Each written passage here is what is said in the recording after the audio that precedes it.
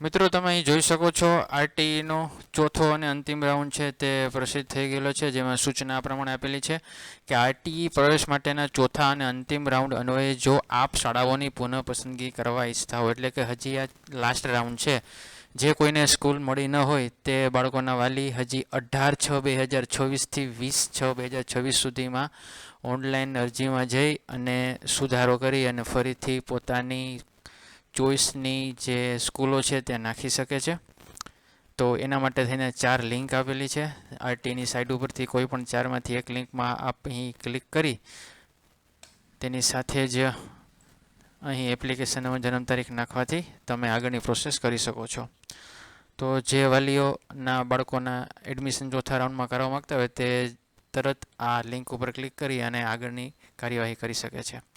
અને લગતા કોઈ પ્રશ્ન હોય તો કોમેન્ટ કરી શકો છો. ફરી મળશું નવા વિડીયો સાથે.